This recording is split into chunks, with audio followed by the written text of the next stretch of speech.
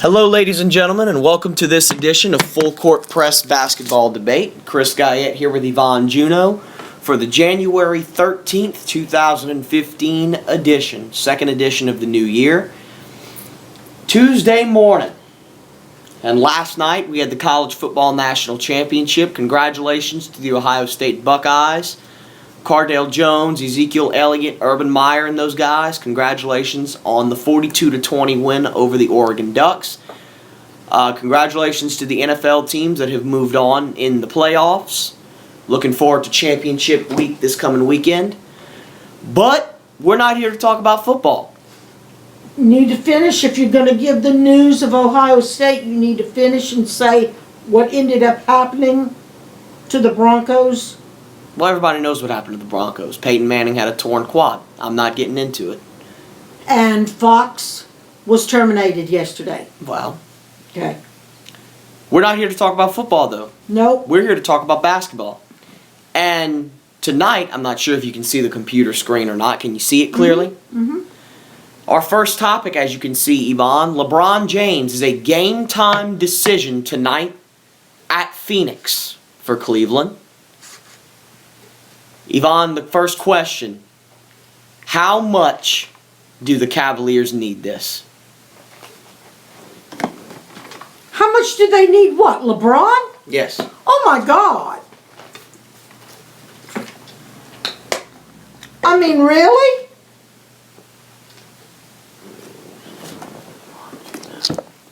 Okay, let me just sum it up by saying this. They got beat big time by Sacramento without LeBron. What do you think it's going to be against Phoenix?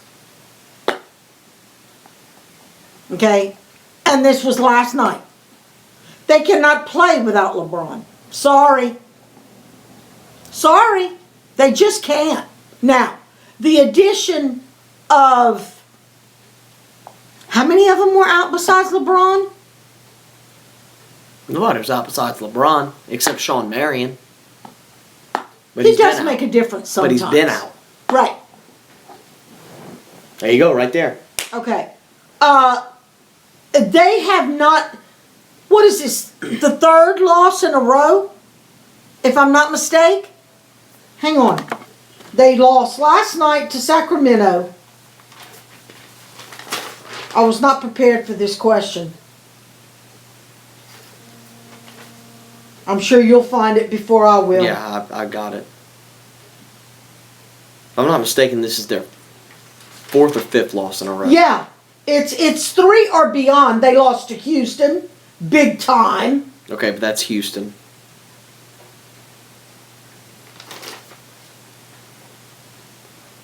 Come And they on. lost to Philadelphia on Monday. Okay? So, I mean, just this week alone, without LeBron. They have lost their last 6. Oh, hello. They lost to Dallas, at Philadelphia, versus Houston, at Golden State, and at Sacramento. Okay. How many of those 6 losses were without LeBron? All of them? No. All of them. All of them? LeBron has not been out for the Okay. last 6 games. Yes, he has. He's been out for 2 weeks. Okay. Has he? Yes. Oh, I didn't realize. Let's just sum it up. Let's just sum it up at this. All you got to do is say this: Cleveland this year has played 9 games without LeBron James. 9 out of 38. They're 1-8 without LeBron James. Okay. 1-8. Okay. It's very simple. How much do the Cavaliers need this? More than you can put a value on. Absolutely. Because LeBron James, they can't play without LeBron. They can't survive without LeBron James. I agree. Okay? LeBron is their lifeline, and really, he shouldn't be. Kyrie No. Irving, Kevin Love, now, which we'll talk about later, J.R. Smith and Iman Shumpert. I mean, what more do you need? Is my question. Which brings me back to something that I have said more than once. A team, whether it's hockey, basketball, football, soccer, it really doesn't matter. You do not build a team around one person. If that one person is out, the rest of the team should be able to evenly divide up the responsibility and carry on. Now, that one person being LeBron James or Tony Parker or somebody like that, it's going to make a hell of a difference if they're not on the court or on the field or whatever. Yes, but it does not mean that you automatically lose. Then what's the rest of the team for? Team is a collective number of players and people. It should not solely depend on one person. I don't care how good that person is. It shouldn't. And when you ask me the first question, how much do they need LeBron tonight? Let's be perfectly honest. Let's compare Sacramento to Phoenix.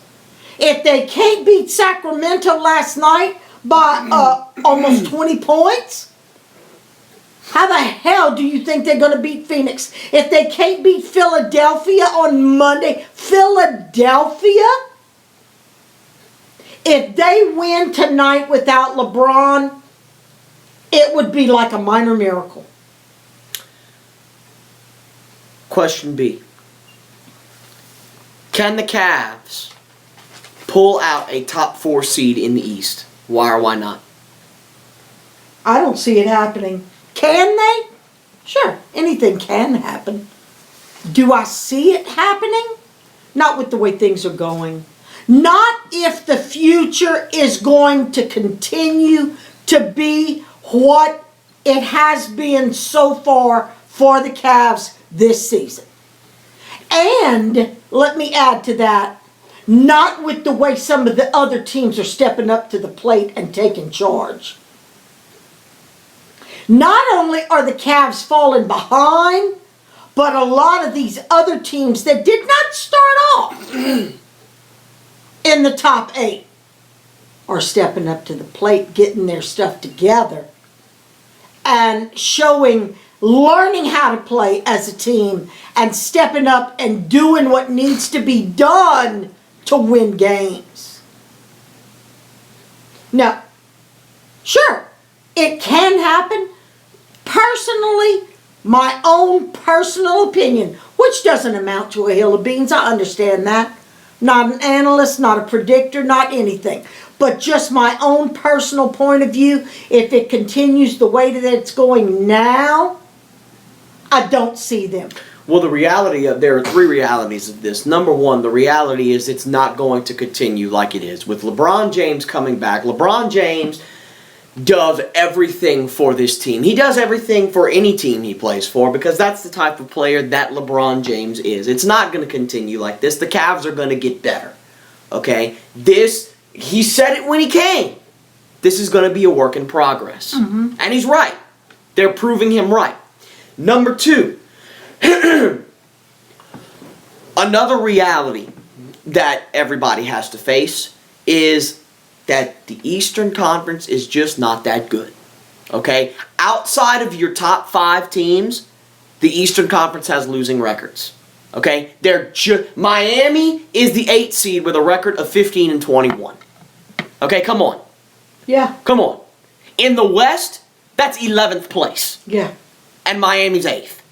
Okay? And it's really sad that there is such a difference between the East and the West, because when it could come time for the playoff games and stuff, there's really not going to be much of a competition. And then, the third reality. Be perfectly honest. The third reality, and the most important one, is the answer to this question B. Can the Cavs pull out a top 4 seed? You look at it on paper and you say no. They're 19-19. They're sitting at 6th, almost 7th in the East. Mm-hmm. You look at it on paper and you say no, but the reality is that yes. And honestly, it's probably going to happen. Because if I recall a few shows back, we were talking about how we thought the East was going to come out. and which two teams were going to be meeting in the Eastern Conference Finals. And at that time, the Toronto Raptors were the number 1 seed in the East. And At that time. and were absolutely crushing all the competition. The reality is, you look at it now, and Toronto's 4th. I know. In a matter of 3 weeks, Toronto has moved from 1st I to don't 4th. understand what's going on. Well, a lot of things are going on. Toronto's losing games for some reason, which we'll That's talk my about. point. And Atlanta, Chicago, Washington, Milwaukee, they're constantly improving. That was what I And just said. I said 3 debates ago that I did not think that, in no way did I think that Toronto was going to keep that number 1 seed in the East all the way through. And it's proving me right, because they're not built for that. Right. Without DeMar DeRozan, who's going to make a big difference when he comes back, probably this week, if not next week, okay? That's going to make a big difference. But back to the original question, yes, the Cavs can most definitely pull out a top 4 seed in the East. But Unless those teams we were just talking about continue to improve and the Cavs don't. But That's my point. you have to have your stuff together. Right. And let's be honest, while the Cavs are the more they fall back and the more these other teams are stepping up, it's just pushing them further and further down the list. LeBron Can it happen? Sure, anything can happen.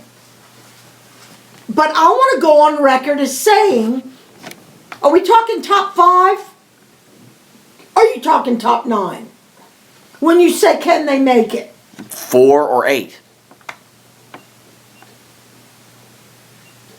Top 4 seed gets home court. The 8 seeds make the playoffs. I think they can make it to the 8 if they continue the way they're going, but I don't see them in the top 4. Not I mean, if- they're already 6th. I know. So, I know. It would have to be like a 180-degree turn. With the others improving consistently like they're doing. last night, the Brooklyn Nets Last faced night off. was pathetic. The Brooklyn Nets faced the Houston Rockets. And today we're not talking about how Houston won by 14. We're talking about Kevin Garnett being ejected for throwing the ball at and then headbutting Dwight Howard in the face. Explain the scenario exactly the way it happened. You know what? I'm going to let you do that because I want to get question A is your thoughts on the whole situation.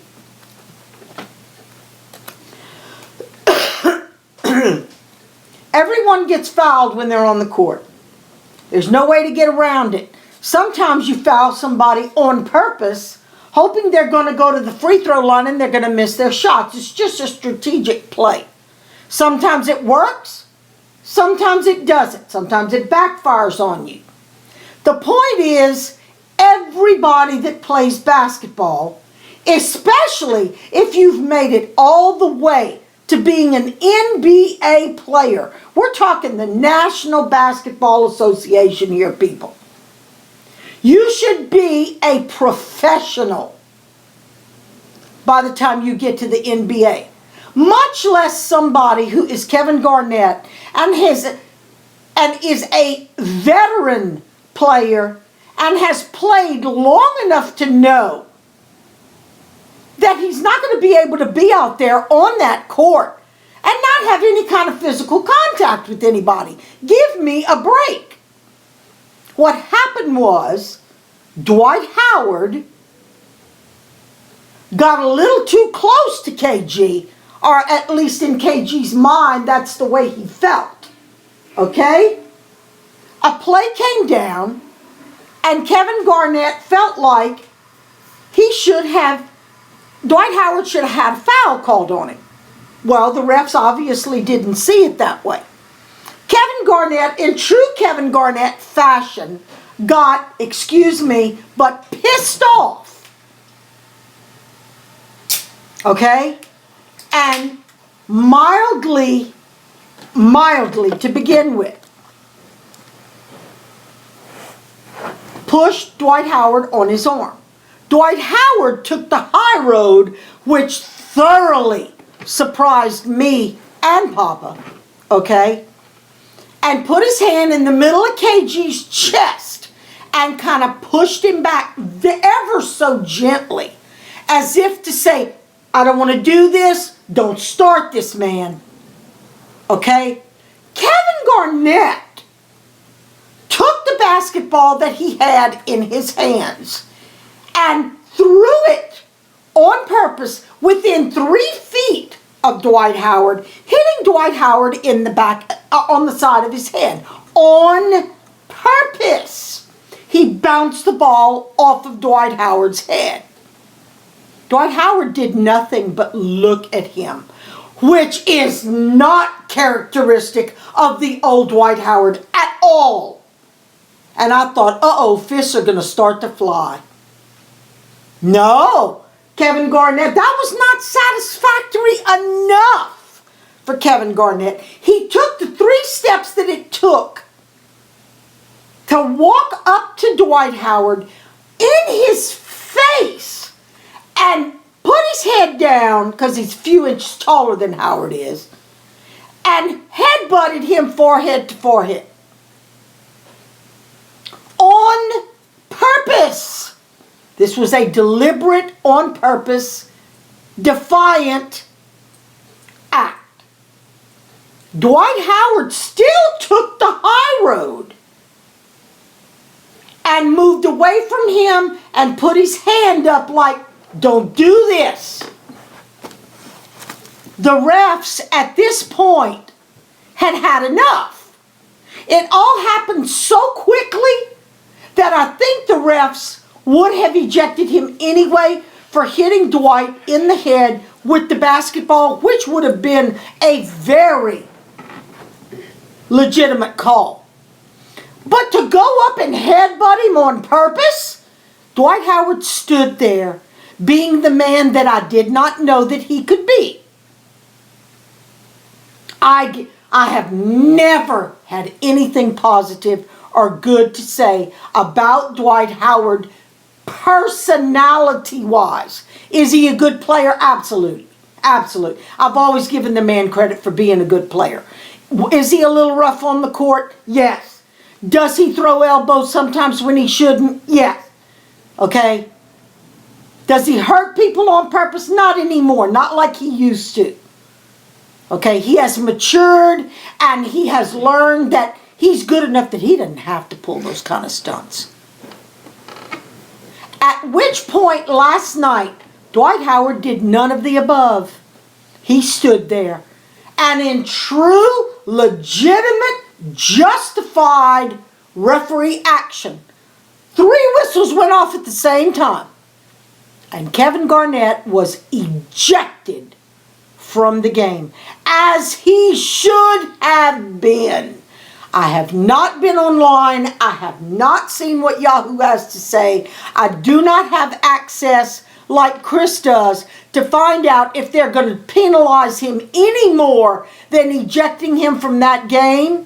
But Papa, Jim, I should say. Kevin Garnett has been suspended 1 game for headbutting Dwight Howard in Monday's game. Howard also fined $15,000. Why was Dwight fined? For retaliating. All he did was put his hand on his both ways. chest and push him back. It goes both ways. That is wrong. Well, finish your general thoughts, because question B is about the punishment. That Okay. literally just came out as soon as I put my phone up. ESPN released the headline. Because even Jim, which is Papa, stood right here in the living room, made me back it up and play it back, and said, you know what? He just taught all of those little boys out there who watch basketball that this is the way you act when you don't get your way on the court.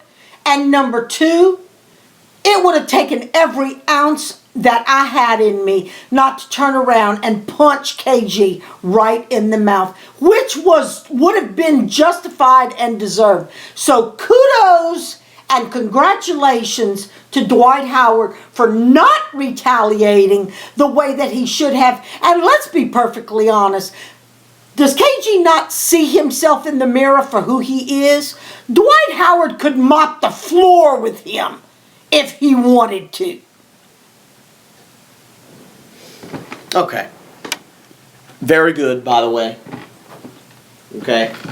Yvonne, your storyteller. Before you cut me off, I'm not going to cut you off. let me make my point, because the first thing I'm going to say is going to sound very wrong, and I'm not. It's going to sound like I'm making an excuse for Kevin Garnett, and I'm not. Kevin Garnett is a first ballot Hall of Famer. Kevin Garnett is an MVP. Kevin Garnett is an NBA champion. Kevin Garnett is one of the best power forwards to ever play the game of basketball, and one of my personal favorites from a playing standpoint. Are you finished talking about his good points? I said do not cut me off. All right. I'm going somewhere. Okay. Okay. That being said,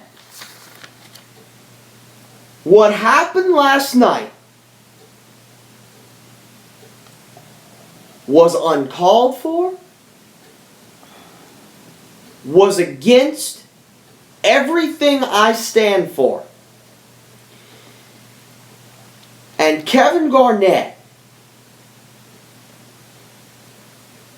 really proved to me last night that he thinks that he is the macho man of the NBA. And that because there are certain people out there that think because of who they are and because of their name that they can't be messed with. That it gives them the right. Right. Kevin Garnett is one of those people. Kevin Garnett, for a very long time, has been a very intimidating force. Not just playing wise, but physically has been a very intimidating force in the NBA.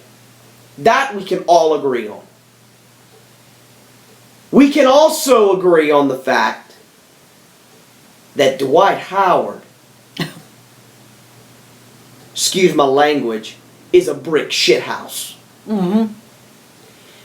And we can also agree that at this certain point in time in today's NBA, that Dwight Howard is twice the player of Kevin Garnett. Okay? Okay. Last night, Garnett headbutting Dwight Howard. Garnett's done that before. Garnett has headbutted people. He's done that his whole career. That didn't get to me as bad as throwing the ball at Dwight's head. That's what got me. The headbutting was an add-on. Yeah. Because you see it all the time. The damage was done to begin with. You see it all the time. People get in each other's faces and headbutt each other all the time. Throwing the ball at Dwight.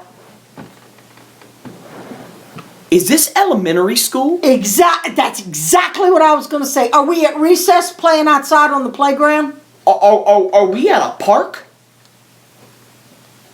My man, you are on national television. And you're KG. You are a first ballot, and this is where my introduction comes into play. You are a first ballot Hall of Famer. You are an NBA champion. You are an NBA MVP. And you're going to act like this? To a man that, quite frankly, could kick your ass? Mop the floor with it. Have you looked at Dwight Howard? Okay, look at the man of Dwight Howard's stature and look at that scrawny old Kevin Garnett. Are you kidding me? The first question that comes to mind is, who the hell do you think you are? Are you kidding me?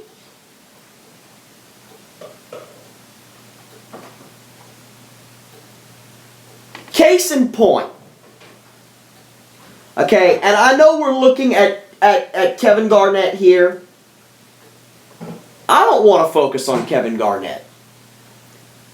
I want to focus on the fact that Dwight Howard absolutely was Very professional. twice the man that Garnett was last It takes a night. lot for me to compliment him. I agree. This man, since going to Houston, has changed dramatically. I agree. Then you have to ask yourself, how much of that is Kevin McHale's influence on him as head coach? How much of that is James Harden's influence on him? But last night, that had nothing to do with Kevin McHale. That had nothing to do with James Harden. That was Dwight Howard Being professional. making a snap decision not to retaliate at Kevin Garnett. I commend him. I gained, and you know how much respect I have for Dwight Howard, and I always have had for Dwight Howard. But I did it. I, the Dwight Howard lover, gained a new respect for Dwight Howard last night. Amazing job by Dwight Howard.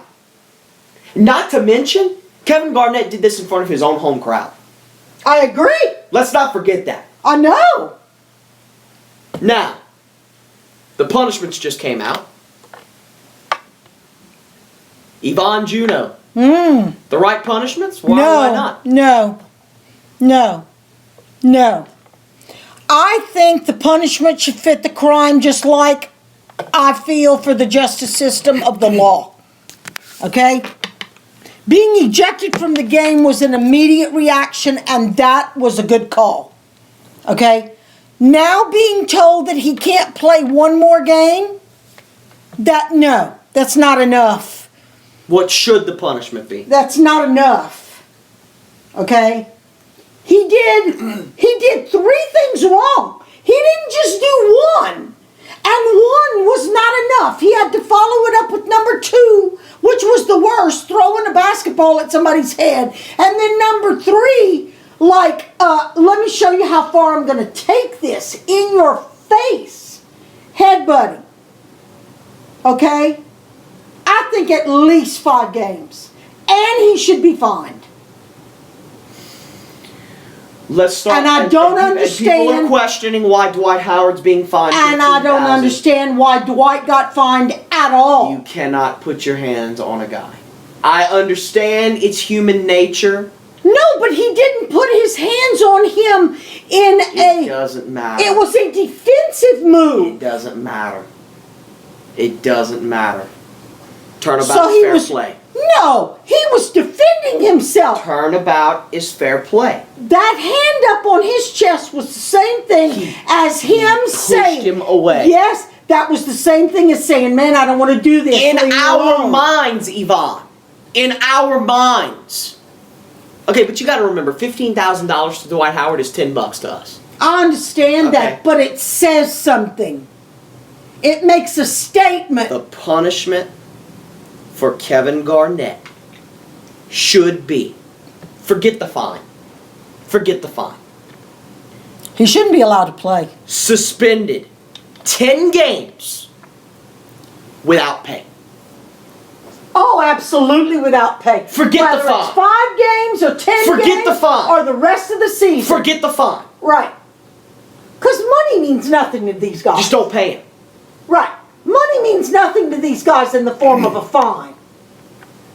My question to you is, Chris, 1 game? Is that going to stop him from doing it again? Nothing's going to stop him from Exactly. doing it again. Then And why should he be allowed to play? Why should he be in the NBA? You know all those wonderful accolades you gave him at the beginning when you said, don't interrupt me, about him being MVP, him being player of the game, him doing all this kind of stuff? That is all the more reason and justification for the fact that the man should know better. That's what I just said. This is not a rookie that's coming That's off the what I bench and it's just not his said. first season. That's what I just said. And he is speaking volumes. That's why I prefaced it like I did. Okay, and he is speaking volumes to the youth of America out there. These impressionable little boys who are going to go to school and think that, oh my God, I didn't get my way, I didn't make that basket, somebody blocked my shot. Let me take this basketball and throw it at their head out there at recess. It's uncalled for, it was unjustified, it was poor sportsmanship, it was childish. I could go on ad nauseum, but we'll waste our whole debate talking about this. Orlando. Last night's games. Orlando shocks Chicago behind Oladipo and Vucevic. Last night's games were pathetic. Orlando shocks Chicago behind Oladipo and Vucevic. Why don't you tell people the lineup last night in case they didn't keep up with it? Talk about who played who since it was only 5 games. It was 4. Well, we're going to talk about all of them. Yeah, we ended up with It was what? 4 of them. 1 and 1 and 3. 1 and 3. There were 4 games. Yvonne, you saw most of this game. Yes. I couldn't turn it off. I couldn't change the channel. I was in shock. Yvonne, what won this game for Orlando?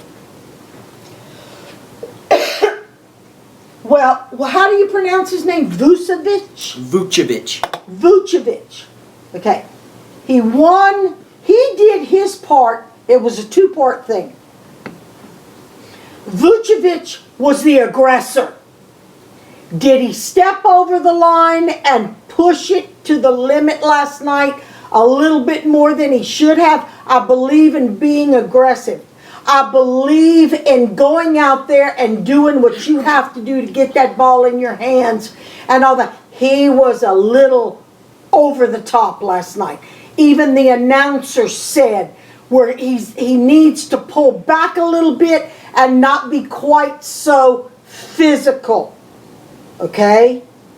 He was throwing elbows. He was doing some things that he shouldn't have been doing. But when you do that kind of stuff, and when the other team recognizes that you are going to do that kind of stuff, you should step up and be able to retaliate and be able to work around that no matter what. They didn't. They got intimidated by his aggressiveness.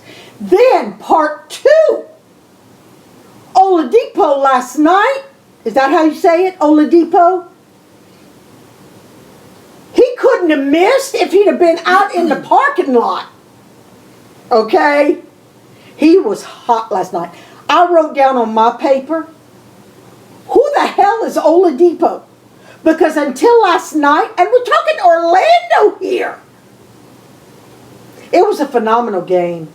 Oladipo was on top of things. He was there every time the ball was open. He made most of his free throws. He was just on top of things. He was knocking the ball out of people's hands. He was stealing. I don't know what all his stats are. I'm not a stats person like you are. I wish I was. Okay? But his stats had to be good. And even if his stats weren't that good, he was all over that court.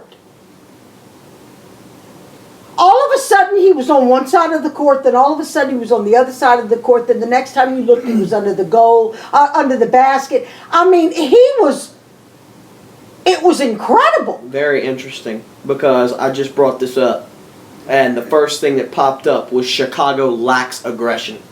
Uh-huh. Uh-huh. Okay. They were intimidated. They were not on their game. Okay, so you got Vucevic, who was the aggressor, and Oladipo coming right behind him saying, okay, you're going to do this for me? Well, let me finish it. It was like a 1-2 punch last night. Vucevic and Oladipo each had 33 points. Uh-huh. Besides the points, let's go beyond the points. Let's talk about field goal percentage. Let's talk about free throws. Rebounds. Well, Vucevic had 11 rebounds. He always gets about 10, There you go. 10 to 14 rebounds a game. Because why?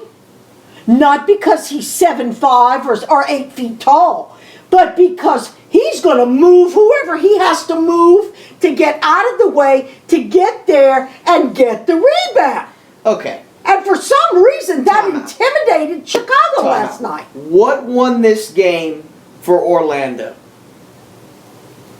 is very, very simple. It was not that they made all their free throws. They were out-rebounded by 9 in this game by Chicago. They were? Yes. Okay, I didn't know that. But they shot 60%. There you go. 60%. Over Chicago, And Chicago shot 49%. which normally would be awesome, but not when somebody else is going to shoot 60. 48 of 81. 60%. That's won the game. Mm-hmm. Orlando proved how to beat Chicago last night. Excuse me for interrupting you, Chris. You said they each scored 33 points. Their final total was 121. Together, they had half the points of the game. What do you do? Okay, another question. Where have they been all this time? Pau Gasol had a double-double. Derrick Rose had 18 and 7. The point is, you can beat Chicago with a team effort. That's what Orlando proved last night. Why have they not done it until last night? What happened? You have those nights. That's good and that's bad. You have those nights. Because now they've proven they can do. It's kind of like when you're in school and you make an A on a test or a midterm, and then the next test you make an F on it. It's like you've already proven that you can do it, so why can't you continue to do it? It was I couldn't change the channel. Detroit beats Toronto. Behind. Wait. I want to know what you think happened to Chicago last night. No, they got outplayed. They Thank scored you. 114 points. Thank you. A team that doesn't Yeah. score. Chicago just does not score. No, usually it's in the 80s. I mean, it's 90s, maybe 100, 105 every now and again. They scored 114. It's customarily in the 80s or 90s. They scored 114. They are a defensive On based team. any other given night, that would have won them the But game. Orlando was on fire last night. And it's not like anybody was missing because Rose was there, Powell was there. I mean, they all played. They just got They got outplayed. beat last night. Now, I'm dying to see the next time Orlando plays and what they're going to do. They play Houston tomorrow night. Oh my gosh. In Orlando. They play Houston. If they play Houston tomorrow night, like they played Chicago last night with the day of rest in between on their own home court, they're going to beat Houston. Don't get excited. I'm still going to pick Houston, but like Papa says, that might have been a one-time fluke last night. Okay, but let's remember, Oladipo had a fantastic game. Yeah, but can he did. keep that up from now on? Can he stop James Harden? Right. I know. I Can hear Nick you. Vucevic stop Dwight Howard? No, Josh Smith? I know. Houston will be my pick. Completely different team. Houston will be my pick, but my point is, No, I get your point. if they play like they played last night, I'll be impressed if they give Houston a run. yeah, I'll be it impressed. should be a hell of a game. Detroit beats Toronto behind Brandon Jennings 34 points. We're not going to talk about the rest of the week. We're just talking about last night's game. We're going to talk about a couple of games from last week that stuck out. Okay. We know how well Detroit's been playing recently, Yes. and we know how bad Toronto's been playing recently. So Aye. those are the two questions. Nothing about last night's game, because let's be honest, Detroit won by only 3 points, but this game was not close. No. You look at the stats of this game was not close. No. How? I have a question for you. Sorry to interrupt you. What the hell has happened to Toronto? Question A. Oh, that's where we're going? How Okay, sorry. surprised are you by Detroit's recent play? Oh, compared to when the season started? It's like they all of a sudden just came into their own. I'm looking to you, who is much more versed in this and much more knowledgeable about basketball than I am, and I'm posing the question to you, Chris. What happened? Well, B, that's question B. I want to answer question A Okay? by saying shocked. I am shocked because, Detroit's got all the pieces you want. Brandon Jennings is a star point guard. Andre Drummond and Greg Monroe, two huge big men inside. They got what you want. A good head coach in Stan Van Gundy. But this all started when they got rid of Josh Smith. I am shocked that getting rid of one guy has Josh Smith. changed a team completely. I know. I'm shocked. For the better. I've never I thought it was seen going to this. hurt them. I've never seen this before. We talked about this a couple of debates ago. We thought it was going to hurt him In to get rid of Josh Smith. 15 years of doing basketball, I have never seen one team just completely flip-flop Yeah, doing about the way face. Detroit has. Yeah, Now, by losing what we would consider and an let me awesome just say, Brandon Jennings, I know. that guy is Yeah. sensational. 34 Yeah. again. Now wait. Oh, it just popped in my head. I'm sorry. I gotta do it. A couple of debates ago, when we were talking about the Clippers versus Toronto, Yeah. who's the better point guard? Brandon Jennings or Chris Paul? You do this to me for every debate. I'm just proving my point. You do this to me. I'm not. This is not going to be a long rant. It's not, because I got a lot of good stuff to say about Chris Paul later in the debate. Who's the better point guard? Overall or right now? Overall. Overall and right now. All day, every day. It's Chris Paul. Right. If Jennings can drop 34 on Kyle Lowry, Yeah. Chris Paul can do better than 5 of 12. Yeah. I knew where you were going. That proves it. Yeah. Now, but I got a lot of good stuff to say about CP3 and the Clippers a little bit later on in this debate. Okay. Toronto has lost 5 of its last 7. Your thoughts? Do you see me with my hands in the air? I have no idea. DeMar DeRozan's loss is finally getting to them. Are you really going to blame Yes, this I am. about face on one player? I'm not going to blame it on one player. I'm going to blame it on the absence of one player. That's and what that I'm one saying. player, let me remind you, that one player is their leading scorer. That one player Why is did it the take one this guy. long for it to affect them? Easy schedule. In other words, when they were let me finish my thought. In other words, what you're trying to tell me is, as long as they were playing without DeRozan and they were playing easy teams, it didn't show up. Of course. Now that they're playing harder teams, it's very obvious that DeRozan is not I've part of the always package. said once it gets the schedule gets hard once it gets close to All-Star break. Of course. Shit, All-Stars break is in 3.5 weeks. Yeah. We're getting down to the nitty-gritty now. We're almost halfway through this season, which sucks, Right. but we are. Okay? Right. Now you start playing all your divisional games. Now you start playing your Eastern, if you're Toronto, all your Eastern Conference opponents. The games that matter. The games that every game counts. Let's be honest. DeMar DeRozan's a hell of a player. And without him, it's showing. It's showing now that the teams are getting harder. It's showing. That's what I blame this on. Man, what is Toronto ranked right now? 4th. And they were first. Oh yeah, forever. But let's remember they had DeRozan at the beginning of the season. Yeah, I know. How much longer is he supposed to be out He's for? supposed to be back either this week or early next week. Is he ready to come back? Yes, he is. He's been at practice for a while now. Okay.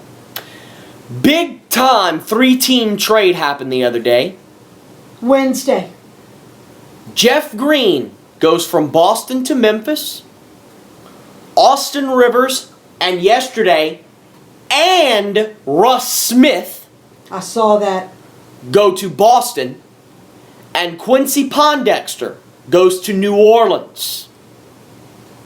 Yvonne, plain and simple, who won this trade and why? We discussed this in our last debate. No, we didn't. We didn't? No. This came out a few days back. We have not discussed this. We might have discussed it off the air. Okay, but there's a third team involved there that got a bunch of draft picks. No, that was the Knicks. Oh. That was the Knicks, Cleveland, and OKC. Okay. This All right. one's pretty similar, but there's no draft picks involved in this one. Yeah, there is. Nope, there's 4 players. Green, Rivers, Smith, and Pondexter. Well, they were running and scrolling it across the bottom of the screen last night that in addition to Austin Rivers, they were going to get a second round draft pick also. They might get okay, well, I mean, it's a second round. That's why it's not. Well, it was newsworthy enough for them to put on there. Okay. Okay. Who won this trade and why? You're going to say the Pelicans. No, I'm not. You're not? Well, then let me get your thoughts first. My thoughts? Yeah. Memphis wins this trade. Forgetting. Jeff Green. Why I say that is because Jeff Green does one thing. Scores. That's right. Yeah. Now I know tell that. me. Now, be sure you understand, Memphis fans. Let me start by saying I don't like Memphis. Okay, I don't. They're a divisional rival. I don't like them. Okay. They are good. Yes. They are very good. Yes. Am I saying that Mark Gasol can't score?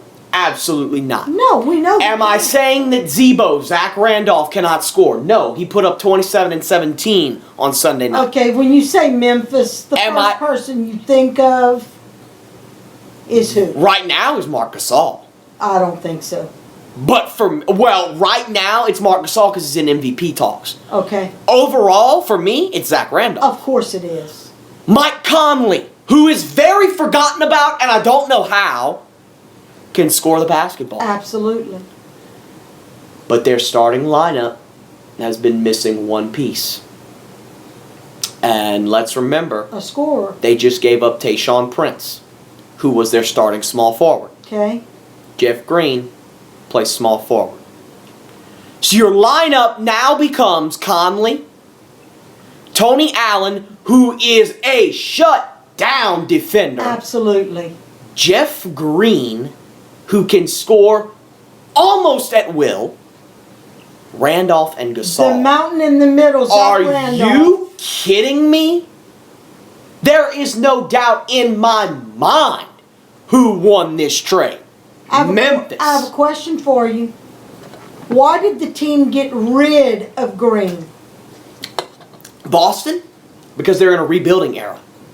Jeff Green. Why do you get rid of somebody who's known to be a scorer?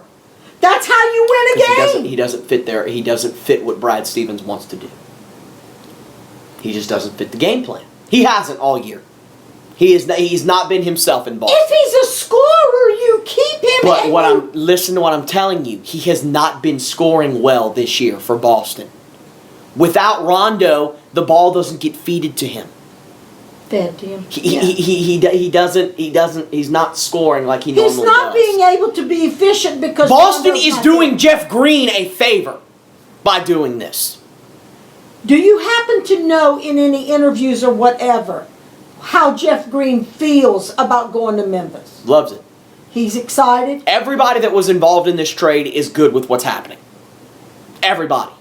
So you don't feel that Boston cut their nose to spite their face? No. Boston is in a rebuilding era. They just got rid of Rondo. I agree. I mean, if that doesn't prove it, I know. I mean, they just got rid of Rondo. How do you feel about the addition of Phoenix? Phoenix. I mean Austin Rivers going to Boston. It's better for him. I like Austin Rivers. I've always liked Austin Rivers since his days at the University of Duke. Well, that's a mouthful right there. He's a Duke player. When I was taught by the best. I was here for the draft Yeah. when we got Anthony Davis and Austin Rivers within the first 10 picks of the entire draft. I was jumping around. You remember? I remember. I love Austin Rivers. I do. I always have. I think he is a fantastic... Okay, he's not a fantastic player yet. He's got fantastic potential.